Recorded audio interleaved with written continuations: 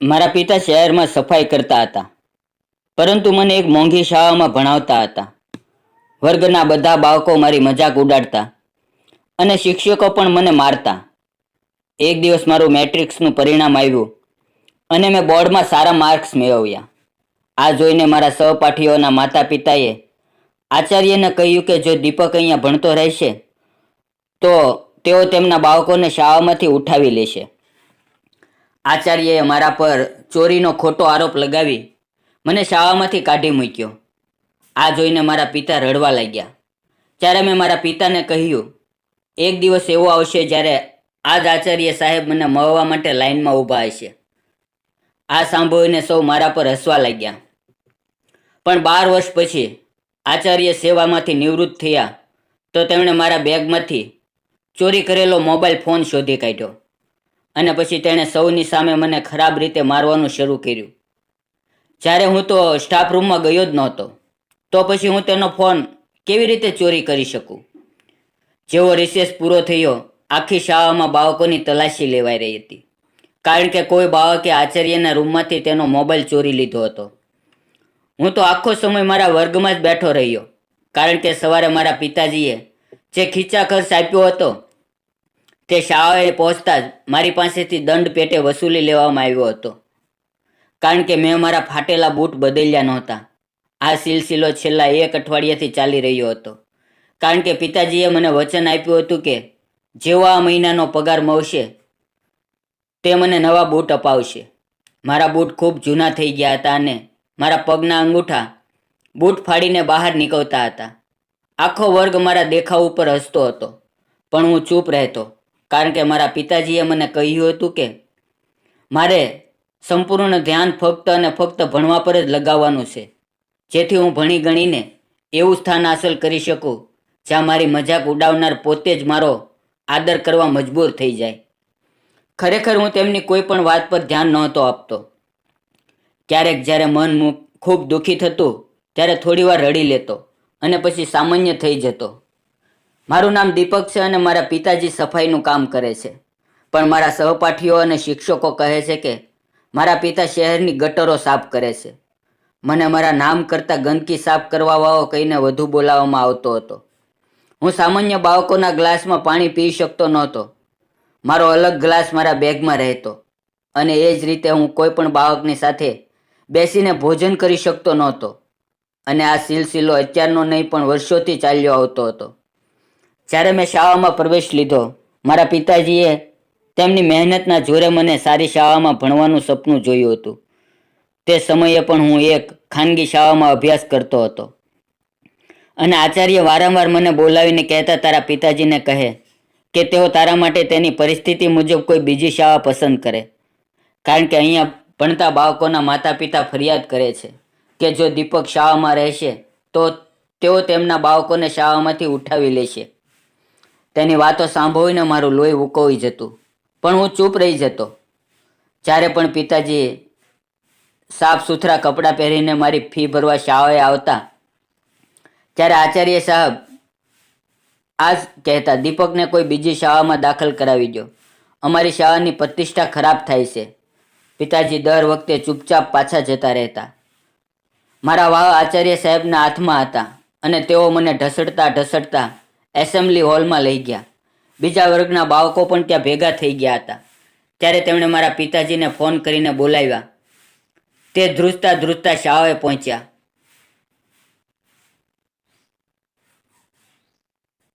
Pillar સાથે અથડાવાને કારણે મારા ચહેરા પર સોજો આવી ગયો હતો અને ઘણી જગ્યાએથી ચામડી છોલાઈ ગઈ હતી. હું રડી રડીને આચાર્ય સાહેબને કહી રહ્યો હતો, સાહેબ, મેં ચોરી નથી કરી. પણ તેઓ મને ગંદી ગંદી ગાળો આપી રહ્યા હતા અને કહી રહ્યા હતા કે હવે તેઓ મને કોઈ પણ હાલતમાં અહીં નહીં રાખે. આજે સવારે હું ખૂબ જ ખુશ હતો, કારણ કે મારું એસએસસીનું પરિણામ આવ્યું હતું અને મેં ખૂબ સારા માર્ક મેળવ્યા હતા. હું પરીક્ષામાં સફળ થયો હતો અને હવે અમે ઇન્ટરમીડિયાના પ્રથમ વર્ગમાં બેઠા હતા. જેવો અમારા પિતાજી કોલેજ પહોંચ્યા, આચાર્યએ મને ધક્કો મારીને તેની પાસે ફેંકી દીધો અને કહેવા લાગ્યા, લઈ જા તારા નાલાયક દીકરાને અને એને પણ તારી સાથે કામે લગાડી દે. હું ક્યારનો સમજાવી રહ્યો હતો કે આ છોકરાનું વર્તન બરાબર નથી, તું એના ભણતર પાછળ પૈસા બગાડ નહીં. પણ તે મારી વાતને ગંભીરતાથી ન લીધી. હવે જો એણે કેટલી નીચ હરકત કરી છે. સ્ટાફ રૂમમાં જઈને એણે માત્ર મારો મોબાઈલ નથી ચોર્યો, પણ એક બીજા શિક્ષકનું પર્સ પણ ચોરવાની કોશિશ કરી. જ્યારે તેઓ વોશરૂમમાં ગયા હતા ત્યારે એ રવિએ જોઈ લીધું. રવિ મારા વર્ગ શિક્ષક હતા અને મારાથી ખૂબ નારાજ રહેતા હતા. પિતાજી આત્મવિશ્વાસથી મારી તરફ જોઈ રહ્યા હતા. મારો ઘાયલ ચહેરો અને હોઠમાંથી વહેતું લોહી તેમના હૃદયને તોડી રહ્યું હતું. હું રડતા રડતા બોલ્યો, પિતાજી, મેં કોઈ ચોરી નથી કરી. હું તો આજે રિસેસમાં પણ વર્ગની બહાર નહોતો ગયો, કારણ કે મારો ખીચા ખર્ચ તો દર વખતે કોઈને કોઈ દંડમાં કપાઈ જાય છે. હું તો ઘણા દિવસથી વર્ગમાં જ બેસી રહું છું. પિતાજીએ મારી વાત સાંભળી મને સાતી સરસો ચાપી લીધો અને પોતે રડતા રડતા આચાર્યને સામે હાથ જોડીને બેસી ગયા અને બોલ્યા, સર, કૃપા કરીને મારા દીકરાને કોલેજમાંથી ન કાઢો. તેની જિંદગી બરબાદ થઈ જશે. જો એણે કોઈ ભૂલ કરી છે તો હું માફી માંગી લઉં છું. પણ આચાર્યએ તેમની કોઈ વાત ન સાંભળી અને સુરક્ષા ગાર્ડને બોલાવવા લાગ્યા, જેથી તેઓ અમને બંનેને કોલેજમાંથી બહાર કાઢી શકે. આ જોઈને મેં પિતાજીનો હાથ પકડીને તેને ઊભા કર્યા અને કહ્યું, પિતાજી, રડો નહીં. આજે આ લોકો મારા પર ખોટો આરોપ લગાવીને આ કોલેજમાંથી કાઢી રહ્યા છે, પણ તમે જોજો, એક દિવસ એવો જરૂર આવશે જ્યારે આ લોકો મને મળવા માટે સમય માંગશે. સમય નહીં તે વખતે મારા અવાજમાં એવું શું હતું કે જેને સાંભળીને પિતાજી ચૂપ થઈ ગયા, પણ બાકીના લોકો મારા પર હસવા લાગ્યા. મેં મારા આંસુ લૂછ્યા, મારો સ્કૂલ બેગ ઉપાડ્યો અને પિતાજીનો હાથ પકડીને બહાર નીકળી ગયો. પહેલાં પણ ઘણીવાર મારી બેઇજ્જતી સૌ સામે કરવામાં આવી હતી, પણ આ વખતે જે કંઈ થયું તેણે મારા માસૂમ મનને અંદરથી હચમચાવી નાખ્યું હતું. ઘરે પહોંચીને પિતાજી ખાટલા પર બેસીને રડવા લાગ્યા અને માએ મારી હાલત જોઈને છાતી પર હાથ મૂકી દીધો. મેં તેને સમજાવવાનો કે તેઓને ચિંતા ન કરે. ઘણા દિવસો સુધી હું મારા ઘાયલ ચહેરાને કારણે ઘરે જ રહ્યો, પણ જેવી તબિયત થોડી સારી થઈ, હું સીધો મારા એક મિત્ર પાસે પહોંચ્યો, જેના પર મને પૂરો વિશ્વાસ હતો કે તે મારી મદદ જરૂર કરશે. તે છેલ્લા 6 મહિનાથી એક ડૉક્ટરના ક્લિનિકમાં કામ કરતો હતો અને તેણે મને ઘણીવાર કહ્યું હતું કે ડૉક્ટરને એવા કોઈ છોકરાની જરૂર છે જે બીપી વગેરે ચેક કરી શકે અને દર્દીઓની સંભાળ લઈ શકે. મને પોતાને પણ શોખ હતો કે હું પણ એક દિવસ ડૉક્ટર બનું, પણ હું એ પણ સારી રીતે જાણતો હતો કે ડૉક્ટર બનવા માટે ઘણા બધા પૈસાની જરૂર પડે છે. મેં પિતાજીને તો નહોતું જણાવ્યું, પણ દિલમાં એવું વિચારી રાખ્યું હતું કે હું નર્સિંગ વગેરે કરી લઈશ. મારા મિત્રનું નામ સુમિત હતું અને તે એક સારા ભણેલા ગણેલા પરિવારમાંથી આવતો હતો, પણ પોતાના શોખને કારણે તે ભણવાની સાથે સાથે એક ડૉક્ટર પાસે પણ કામ કરતો હતો. ડૉક્ટર તેના કામથી એટલા સંતુષ્ટ થયા કે તેમણે તેમના ભાઈની દવાની દુકાન મેડિકલ સ્ટોર પર બપોરે 3 વાગ્યાથી રાતે 10 વાગ્યા સુધી નોકરી પર રાખી લીધો હતો. મારો આ મિત્ર બાકીના લોકોથી બિલકુલ અલગ હતો. જ્યાં સુધી અમે સાથે ભણ્યા તેણે મારો ખૂબ આદર કર્યો અને પોતાના ઘરેથી મારા માટે ખાવા પીવાની વસ્તુઓ પણ લાવતો હતો. જ્યારે મેં તેની મારી સમસ્યા જણાવી તો તે ગુસ્સામાં આવી ગયો અને બોલ્યો, યાર, પેલો પ્રિન્સિપાલ તો સીધું એ જ ઈચ્છતો હતો કે તું એ કોલેજમાં ન ભણે. બીજું કોઈ કારણ નથી. તારા માર્ક્સ એટલા સારા આવ્યા કે તેમના બાકીના વિદ્યાર્થીઓ એટલા માર્ક્સ ન લાવી શક્યા. હું પણ આ વાત સમજતો હતો. ખેર, સુમિત મને પોતાની સાથે ડૉક્ટર સાહેબ પાસે લઈ ગયો. ડૉક્ટરનું નામ વિહાન શાહ હતું. તેઓ વિદેશથી ભણીને આવ્યા હતા, તેથી તેમની વિચારસરણી સામાન્ય લોકોથી અલગ હતી. તેણે મને કેટલીક જરૂરી વાતો પૂછી અને પછી કહી દીધું કે હું કાલથી જ તેના ક્લિનિકમાં કામ કરી શકું છું. બીજે દિવસે મેં દિવાળી પર પહેરેલા જૂના કપડાં કાઢ્યા જે માએ 2 વર્ષ પહેલાં આપ્યા હતા. તેને ઇસ્ત્રી કરાવી અને સારી રીતે તૈયાર થઈને ક્લિનિક પહોંચી ગયો. મેં ક્લિનિકની સફાઈ કરી, કુલરમાં પાણી ભર્યું, ડૉક્ટર સાહેબના રૂમની સારી રીતે સફાઈ કરી અને પછી ત્યાં પહેલેથી કામ કરી રહેલા એક વરિષ્ઠ છોકરા સાથે બેસીને દર્દીઓને સંભાળવા લાગ્યો. ડૉક્ટર સાહેબ મને કામ કરતો જોઈને ખૂબ જ ખુશ થયા. તેમણે તે વરિષ્ઠ છોકરાને સૂચના આપી કે મને જલ્દીથી જલ્દી તાલીમ આપવામાં આવે, જેથી હું પણ દર્દીઓને સંભાળવા લાયક બની જાઉં. મારા ભાગે તેમના ઘરેથી તેમનું જમવાનું લાવવાની જવાબદારી પણ હતી. ડૉક્ટર સાહેબની એક વૃદ્ધ ઘરેલું સહાયિકા મને જમવાનું આપી દેતી હતી. ડૉક્ટર શાહના હજુ લગ્ન નહોતા થયા, પણ જમવાનું તેમની મા બનાવતી હતી. સૌથી સારી વાત એ હતી કે ક્લિનિકમાં કામ કરતા 4 છોકરાઓ સાથે તેમને ઘરેથી જ જમવા માટે આવતું હતું. શરૂઆતમાં હું તે લોકો સાથે બેસીને જમવાની ના પાડતો રહ્યો. એક દિવસ ડૉક્ટર સાહેબે મને બોલાવી મારી તકલીફ પૂછી. મેં તેને જણાવ્યું કે હું સામાન્ય લોકો સાથે બેસીને જમી નથી શકતો, કારણ કે મને ડર છે કે ક્યાંક તેઓ મને ધિક્કારની નજરે ન જુએ અથવા બધાની જેમ મારી મજાક ન ઉડાવે. એમણે મને સમજાવ્યો અને ભરોસો આપ્યો કે અહીંયા એવું કોઈ વાતાવરણ નથી. મને ત્યાં કામ કરતાં કરતાં 3 મહિના થઈ ગયા. એક દિવસ જ્યારે હું જમવાનું લેવા તેમના ઘરે ગયો ત્યારે તેમની વૃદ્ધ સહાયિકા ગભરાયેલી દેખાઈ અને મને જોતા જ બોલી, દીપક બેટા, જલ્દી અંદર ચાલ, મેડમજી સીડીઓ પરથી પડી ગયા છે. આ સાંભળીને હું દોડતો દોડતો અંદર ગયો. તેમના માથામાંથી ખૂબ લોહી વહી રહ્યું હતું. તે દિવસે ડૉક્ટર સાહેબને એક જરૂરી મીટિંગ માટે સવારે જ હોસ્પિટલ જવું પડ્યું હતું અને તેઓ હજી સુધી પાછા ફર્યા નહોતા. મેં તરત જ નિર્ણય લીધો અને એમ્બ્યુલન્સને ફોન કર્યો. જ્યાં સુધી એમ્બ્યુલન્સ પહોંચી, મેં પ્રાથમિક સારવાર તરીકે તેમના માથા પર પાટો બાંધી દીધો. મને જ્યારે ખબર પડી કે તેમને ડાયાબિટીસની બીમારી છે તો તે તરત જ મશીન મંગાવીને તેમનું સુગર લેવલ ચેક કર્યું. તેમનું સુગર સ્તર ખૂબ જ ખતરનાક રીતે ઘટી ગયું હતું. મેં તરત જ સહાયિકાને કહ્યું કે તેઓ જ્યુસ બનાવીને લાવે.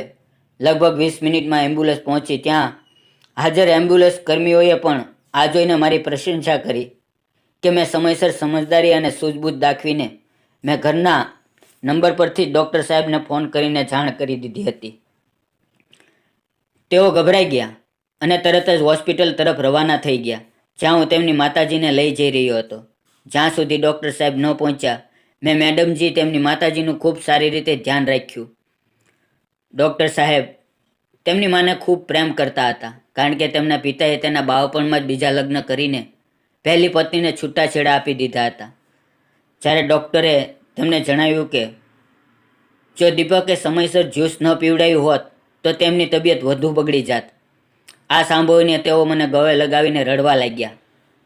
મેં પહેલીવાર લોકોનું આવું રૂપ જોયું હતું, જ્યાં એક સામાન્ય માણસને પણ માણસ સમજવામાં આવતો હતો. હું પોતે પણ ડૉક્ટર સાહેબને ગળે લાગીને રડી પડ્યો. આ મારી જિંદગીનો સૌથી મહત્વનો વાંક હતો. ડૉક્ટર સાહેબ મને તેમની માતાજી, હવે મને તેના બાળકો કરતાં પણ વધુ સ્નેહ આપવા લાગ્યા હતા. ડૉક્ટર સાહેબ પહેલેથી જ મારી પરિસ્થિતિથી વાકેફ હતા, પણ જ્યારે તેમને માતાજીને મારા વિશે વધુ ખબર પડી તો તેણે ડૉક્ટર સાહેબને કહ્યું કે આ બાળકના ભણતરના રેકોર્ડ એટલો સારો છે, તે ભણવા યોગ્ય બાળક છે. તેઓ મને ભણાવવા માંગતા હતા. તે દિવસ મારા માટે એવો હતો જાણે કોઈ અંધને અચાનક દ્રષ્ટિ મળી જાય. તેમણે મારો દાખલો કરાવ્યો અને હું નિયમિત રીતે કોલેજ જવા લાગ્યો. ત્યારે મારા મનમાં એક વિચાર આવ્યો કે મારે ડૉક્ટર બનવાને બદલે એવો કોઈ શક્તિશાળી વ્યવસાય અપનાવવો જોઈએ જેમાં મારી પાસે એટલો અધિકાર હોય કે લોકો મારાથી ડરે, પણ હું તે ઓખ માનથી પણ છુટકારો મેળવી શકું જે લોકો મને એક સફાઈ કર્મી, ગંદકી સાફ કરવાવાળો કે નીચી જાતિના વ્યક્તિ તરીકે આપે છે. હું ઈચ્છતો હતો કે તે લોકો પણ મને સન્માનથી જુએ. કોલેજથી પાછા આવીને હું ડૉક્ટર સાહેબના ક્લિનિકમાં કામ પણ સંભાળતો. પછી તેમણે મને કહ્યું કે મારા ભણતર પર પૂરું ધ્યાન આપું. આ તેમની દુઆઓ અને મહેનત જ અસર હતી કે સેકન્ડ યરમાં એક સફાઈ કર્મીના દીકરાએ બોર્ડમાં 3જું સ્થાન મેળવ્યું. મારા માતા પિતા તેમના ખૂબ આભાર હતા. વારંવાર એ જ કહેતા કે ડૉક્ટર સાહેબ અમારા માટે કોઈ સામાન્ય માણસ નહીં, પણ ફરિશ્તા જેવા છે. અને આ સચ્ચાઈ હતી. ત્યારે હું એવું વિચારું છું કે દુનિયામાં અમારા જેવા પ્રિન્સિપાલ રવિશંકર હોય છે, ત્યાં જ ભગવાને ડૉક્ટર વિહાન જેવા નેકદિલ ઇન્સાન પણ પેદા કર્યા છે. મારાથી નાના 3 ભાઈઓ પણ તેનું ભણતર ચાલુ રાખી રહ્યા હતા. મારી વિચારસરણી અને સમજદારી દિવસે દિવસે વધી રહી હતી. એક સારા વાતાવરણમાં શિક્ષણ મેળવવાને કારણે હવે હું સંપૂર્ણ એક જવાબદાર વ્યક્તિ દેખાવા લાગ્યો હતો. જ્યારે ડૉક્ટર સાહેબે મને મારા ભવિષ્ય વિશે પૂછ્યું તો મેં તેમને મારી ઈચ્છા જણાવી. તેઓ મારી વાત સાંભળીને ઘણી વાર સુધી હસતા રહ્યા અને પછી બોલ્યા, દીપક, તું ખરેખર સમાજમાં મળેલી અપમાનજનક પરિસ્થિતિઓનો બદલો લેવા માંગે છે. શું તને નથી લાગતું કે જો તારા હાથમાં શક્તિ આવી ગઈ તો હું પણ એ જ અત્યાચારી વ્યવસાયનો ભાગ બની જઈશ? હું તેમની વાતને ઘણીવાર સુધી વિચારતો રહ્યો અને સાચું કહું તો તેણે બિલકુલ સાચું કહ્યું હતું. બની શકે કે હું લોકોથી બદલો લેતા લેતા પોતે પણ કઠોર અને અન્યાય બની જાઉં. તેમ છતાં તેણે મારી ઈચ્છાનું સન્માન કર્યું અને મેં એક સારી કોલેજમાંથી સ્નાતકની ડિગ્રી મેળવી. તેમની ભલામણથી જ મેં પોલીસ વિભાગમાં ભરતી થઈ રહી હતી. જોકે મેં બધી પરીક્ષાઓ પાસ કરી હતી અને ફિટનેસ ટેસ્ટ પણ સારી રીતે પાસ કર્યો હતો. તેમ છતાં એ સચ્ચાઈ છે કે મને અંતિમ તબક્કામાં ભલામણની જરૂર પડી. મને સબ ઇન્સ્પેક્ટરના પદ પર નિમણૂકી મળી. આ મારા માટે કોઈ સપના સાકાર થવા જેવું હતું. મારી સાથે સાથે મારા માતા પિતાની દુઆઓ હતી અને ડૉક્ટર વિહાનની માતાજીની દુઆઓ પણ ડૉક્ટર સાહેબ મને તેમના નાના ભાઈ જેવો માનતા હતા. જોતજોતામાં મારી સામે સફળતાના નવા નવા દ્વાર ખુલતા ગયા અને 10 વર્ષમાં હું ડીએસપીના પદ પર બિરાજમાન થઈ ગયો. ડૉક્ટર વિહાને ક્યારેય લગ્ન નહોતા કર્યા. તેમની માતાજી દુનિયામાંથી વિદાય લઈ ચૂક્યા હતા, પણ મારી માતાજી મને ખૂબ ઠપકો આપતા. તેમ છતાં હું લગ્ન માટે રાજી નહોતો. મારા એક ભાઈએ મેડિકલ કોલેજમાં દાખલો લીધો, બીજાએ એન્જિનિયરિંગ કર્યું અને ત્રીજાએ વિદેશની એક કંપનીમાં અરજી કરી હતી અને કિસ્મતે તેનો સાથ આપ્યો. તે વિદેશ ચાલ્યો ગયો. મારો સૌથી નાનો ભાઈ સેનામાં જવા માંગતો હતો અને હું તેને કેડેટ કોલેજમાં ભણાવી રહ્યો હતો. જિંદગીનો સફર આમ જ ઝડપથી આગળ વધી રહ્યો હતો. મને હવે એ ખાતરી થઈ ગઈ હતી કે જો કોઈ મને મારા ભૂતકાળથી ઓળખી પણ લે તો તે મારી બદલાયેલી હાલત જોઈને મારા પર કટાક્ષ કરવાને બદલે મારી હિંમત અને સંઘર્ષની વાર્તા સંભળાવશે. અને એ જ વિચારીને હું મલકાઈ રહ્યો હતો. મારા માતા પિતા હવે એક સુખી જીવન જીવી રહ્યા હતા. તેમને જોઈને મારા અંતરમાં એક ઊંડો સંતોષ ઉતરી આવતો હતો અને હવે વારંવાર મારા બાળપણમાં કહેલી એક વાત પર આશ્ચર્ય થતું હતું કે મેં ગુસ્સામાં બસ એક વાત કહી દીધી હતી અને ઈશ્વરે મારા પર એટલી કૃપા કરી કે ખરેખર મને એવી જગ્યાએ પહોંચાડી દીધો જ્યાં એ જ લોકો જે કાલ સુધી મારી મજાક ઉડાવતા હતા, મને અપમાનજનક નામથી બોલાવતા હતા, આજે તેઓ મને મળવા માટે મારા કાર્યાલયની બહાર કલાકો સુધી રાહ જોતા હતા. મારી આદત હતી કે હું જુદા જુદા ગામડાઓ અને વિસ્તારોમાં ખુલ્લી બેઠકો યોજતો, જેનો હેતુ એ હતો કે સામાન્ય લોકો પણ મારી સુધી સીધા પહોંચી શકે અને તેમના નાના નાના પ્રશ્નો સરળતાથી હલ થઈ જાય, જેથી હું તેમની દુઆઓ લઈ શકું. એક દિવસ હું એક ગામમાં જ એ રીતે ખુલ્લી બેઠક યોજીને બેઠો હતો કે એક વૃદ્ધ થાકેલા હારેલા માળી મારી સામે આવીને ઊભા રહ્યા. તેમના દીકરાઓએ તેમના મકાન પર કબજો કરી લીધો હતો અને તેમને ઘરમાંથી કાઢી મૂક્યા હતા. હું તેમનો ચહેરો ધ્યાનથી જોવા લાગ્યો. લાગતું હતું જાણે મેં તેમને ક્યાંક જોયા છે. જ્યારે મેં તેમની અરજી પર તેનું નામ વાંચ્યું તો એકદમ મારા મનમાં મારા કોલેજના પ્રિન્સિપાલ સાહેબનો ચહેરો ઉભરી આવ્યો. સમય જ્યારે બદલાય છે તો કેવા લોકો મજબૂર અને લાચાર થઈ જાય છે એ વિચારીને મારી આંખો ભીની થઈ ગઈ. મારા આચાર્ય સાહેબની સાથે એક છોકરી પણ હતી. તેણે પોતાના આખા શરીરને ચાદરથી ઢાંકી રાખ્યું હતું. માત્ર તેની આંખો દેખાઈ રહી હતી. તે તેમની સૌથી નાની દીકરી કોમલ, જેને ભાઈઓએ મિલકતની સાથે સાથે ઘરમાંથી પણ બહાર કાઢી મૂકી હતી. મેં મારી ટીમને એમ કહ્યું કે આ વૃદ્ધની અરજી પર તરત કાર્યવાહી કરવામાં આવે. તેમના દીકરાઓ પાસેથી તેમનું ઘર પાછું આપવામાં આવે અને આગળ પણ જો તેઓ તેમને હેરાન કરે તો તેમને સખ્તાઈથી સમજાવવામાં આવે. મને ખાતરી હતી કે મારી ટીમ મારા ઇશારા પર સમજી જાય છે. મેં તે વખતે મારા આચાર્ય રવિશંકર સાહેબને શરમાવવા યોગ્ય ન સમજ્યું, કારણ કે તેઓ ગમે તે હોય મારા શિક્ષક હતા. મેં તેમને સાત્વતતા આપી અને કહ્યું કે તેઓ મારી ટીમ સાથે ઘરે જતા રહે. મારા જવાનો તેમના દીકરાઓને સારી રીતે સમજાવી દેશે અને જો ભવિષ્યમાં પણ તેઓ કોઈ સમસ્યા ઊભી કરશે તો અમે જોઈ લઈશું. આ સાંભળીને તેઓ રડી પડ્યા અને હાથ જોડીને મારો આભાર માનવા લાગ્યા. તેમણે દૃષ્ટ હાથે પોતાના કમીજના ખિસ્સામાંથી કેટલીક વાવી ચોવીને રાખેલી નોટો કાઢીને મારી સામે મૂકી અને કહ્યું, બેટા, આને મારી તરફથી નાની એવી ભેટ માની લે. તેમની આ હરકત જોઈને હું જોરથી હસી પડ્યો અને ચૂપચાપ તેના કાન પાસે જઈને બોલ્યો, સર, હું આ પૈસા તો લઈ લઉં, પણ પછી તમે ક્યાંક આરોપ લગાવીને સૌની સામે ઠપકો આપવાનું અને મારવાનું શરૂ તો કરી દીધું તો? મારી વાત સાંભળીને તેઓ એકદમ ચોંકી ગયા અને પોતાની આંખો જોરથી ખોલીને મને ઓળખવાની કોશિશ કરવા લાગ્યા. મેં તેમની મુશ્કેલી સરળ કરી દીધી અને ધીમેથી કહ્યું, હેડમાસ્ટરજી, હું એ જ દીપક છું, જેના પિતા ગલીઓમાં ઝાડુ લગાવતા હતા અને તમારા જેવા લોકોથી ગટર સાફ કરતા હતા. મારો અવાજ અજાણતા જ થોડો કડક થઈ ગયો હતો. આ સાંભળતા જ માસ્ટરજીના ચહેરા પર ડર અને શરમની રેખાઓ ઉભરી આવી. મેં તેનો હાથ પકડીને કહ્યું, માસ્ટરજી, ગભરાશો નહીં. આ વાત ફક્ત તમે અને હું જાણીએ છીએ કે આપણે એકબીજાને પહેલેથી ઓળખીએ છીએ. હું જાણતો હતો કે તેમને જરૂર એ ડર સતાવી રહ્યો હશે કે ક્યાંક હું વર્ષોનો બદલો તેમની પાસેથી ન લઈ લઉં. પણ પછી તેમની દીકરીએ તેમને લઈને પાછી ચાલી ગઈ. મેં મારી ટીમને વિશેષ રીતે કહ્યું કે આ વૃદ્ધનું ખાસ ધ્યાન રાખવામાં આવે, કારણ કે તેઓ શિક્ષક સાથે જોડાયેલા હતા અને સમાજમાં એક શિક્ષકનું સન્માન સૌથી મહત્વનું હોય છે. મહોલ્લાના લોકોએ જણાવ્યું કે આ પહેલાં પણ તેમના નાલાયક દીકરાઓ તેમને ઘણી વાર મારીને ઘરમાંથી કાઢી મૂકતા હતા અને આ વખતે તો તેમણે હદ જ કરી દીધી. તેણે પોતાની બહેનને પણ પિતા સાથે ઘરમાંથી બહાર ઊભી કરી દીધી. તે દીકરાઓ માનથી એક થોડા વધુ ભણેલો ગણેલો હતો અને એક ખાનગી કંપનીમાં કામ કરતો હતો અને બીજો દીકરો એક ખાનગી શાળાનો આચાર્ય હતો. મેં તેમને અલગથી બોલાવીને મારી રીતે ખાસ સમજાવ્યા અને એમણે વચન આપ્યું કે તેઓ ફરીથી તેમના પિતાને હેરાન નહીં કરે. હું આ વાત લગભગ ભૂલી જ ગયો હતો જ્યારે લગભગ 15 દિવસ પછી અચાનક મારા એક કર્મચારીએ મને સૂચના આપી કે કોઈ સજ્જન મને મળવા આવ્યા છે. તે સમયે હું મારા નિવાસસ્થાને હતો.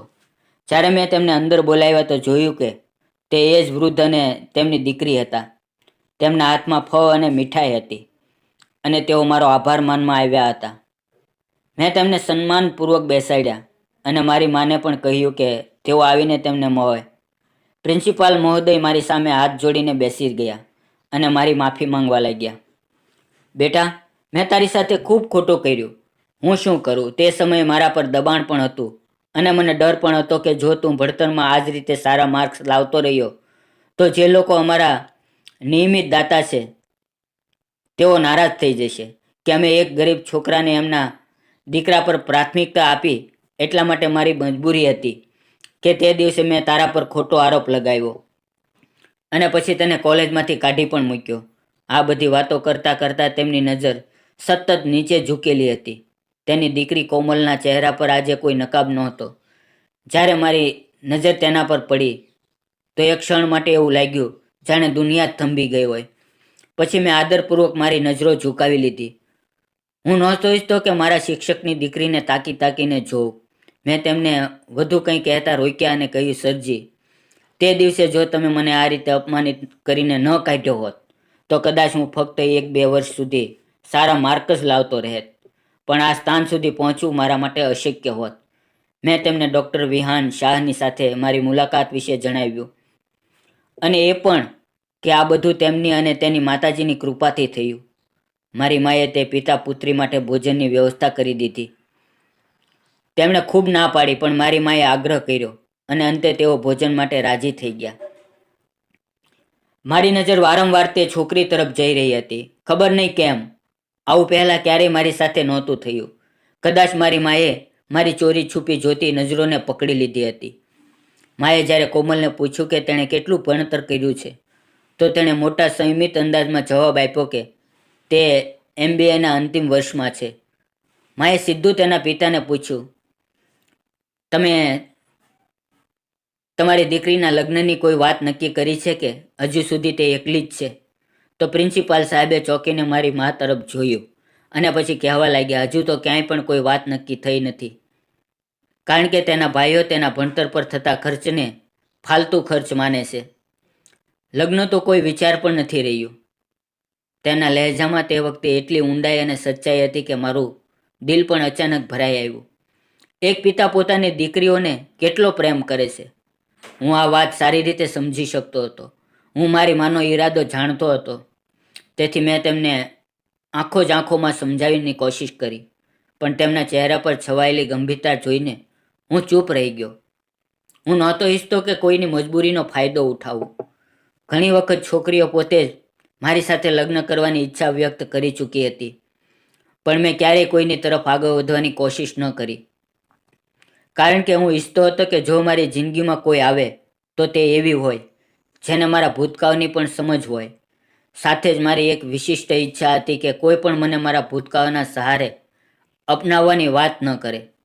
તેઓ ત્યાં સુધી રિક્ષામાં પહોંચ્યા હતા, પણ મેં મારા ડ્રાઈવરને કહીને તેમને સરકારી ગાડીમાં તેમના ઘરે મોકલાવી દીધા હતા.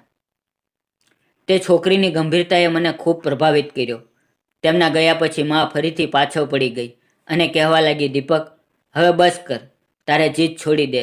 હું ઘરડી થઈ ગઈ છું. ક્યાં સુધી તારી જવાબદારી ઉઠાવતી રહીશ? આખી જિંદગી કામ કરતાં કરતાં નીકળી ગઈ. ભગવાને મને કોઈ દીકરી નથી આપી જે મારી પાસે બેસીને 2 ક્ષણ શાંતિ આપી દે. 4 દીકરા આપ્યા અને ચારેય એટલા નકામા છે કે કામ ધંધો હોવા છતાં હજુ સુધી કુંવારા બેઠા છે. માએ છેવટે એક પરંપરાગત માની જેમ રડવાનું શરૂ કરી દીધું. મને માની આ જ આદતથી ડર લાગતો. મેં છેવટે બધી જવાબદારી તેમના પર છોડી દીધી અને પોતાને અલગ કરી લીધો. રાત્રે હું મારી સ્ટડીમાં બેસીને મારી વીતેલી જિંદગી વિશે વિચારતો રહ્યો. ધન અને પદ માણસની જાતિ, વર્ગ અને તેની તમામ નબળાઈઓને ઢાંકી દે છે. એક ઊંડો શ્વાસ ભરીને મેં ભગવાનનો આભાર માન્યો કે તેણે મને મારી હેસિયત કરતાં ઘણું વધારે આપ્યું. થોડા દિવસોમાં માએ કોમલના પિતાજી સાથે વાત કરી. તેમણે તો જાણે પહેલેથી જ સહમતિ આપી રાખી હતી અને તરત જ હા કહી દીધી. પણ મેં માને કહ્યું કે હું કોમલની સંપત્તિ વિના લગ્ન નહીં કરું. પછી મેં તેની સાથે વાત કરી અને મારા વિશે એક વાત જણાવી દીધી. તેના જવાબમાં તેણે એક એવી વાત કહી જેને સાંભળતા જ મેં અડપભરમાં નિર્ણય લઈ લીધો કે આ જ છોકરી મારા નસીબની હકદાર છે.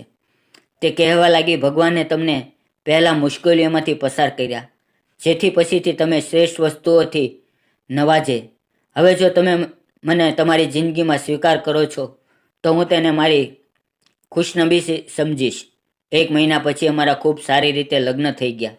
કોમલના પિતા મોટા ગર્વથી લોકોને મારો પરિચય કરાવતા રહ્યા કે આ મારો ખૂબ જ હોશિયાર વિદ્યાર્થી હતો, જે પોતાની મહેનત અને ઈશ્વરની કૃપાથી આ મુકામ પર પહોંચ્યો છે. હું લોકોના ચહેરા જોતો રહીને હસીને સૌની શુભેચ્છાઓ સ્વીકારતો રહ્યો. કોમલ મારી તરફ જોઈને શરમાળ અંદાજમાં હસી રહી હતી. મારા મા બાપ અને મારા ત્રણેય ભાઈઓ ખૂબ ખુશ હતા અને હું પોતે પણ ખૂબ સંતુષ્ટ હતો. ઈશ્વર સૌથી શ્રેષ્ઠ પાલનહાર છે, જે પોતાની સૃષ્ટિના દરેક દુઃખ પર પોતાની કૃપાનું મલમ અવશ્ય લગાવે છે. બસ માણસે ધૈર્ય રાખવું જોઈએ. તો મિત્રો, આ પ્રેરણાદાયક વાર્તાનો નૈતિક સંદેશ એ છે કે ધૈર્ય, ઈમાનદારી અને સારા ઈરાદાથી કરેલી મહેનતનું ફળ ઈશ્વર જરૂર આપે છે. તો મિત્રો, આ હતી આજની વાર્તા. આ વાર્તા વિશે તમારો શું અભિપ્રાય હતો તે કોમેન્ટ બોક્સમાં જરૂર જણાવજો.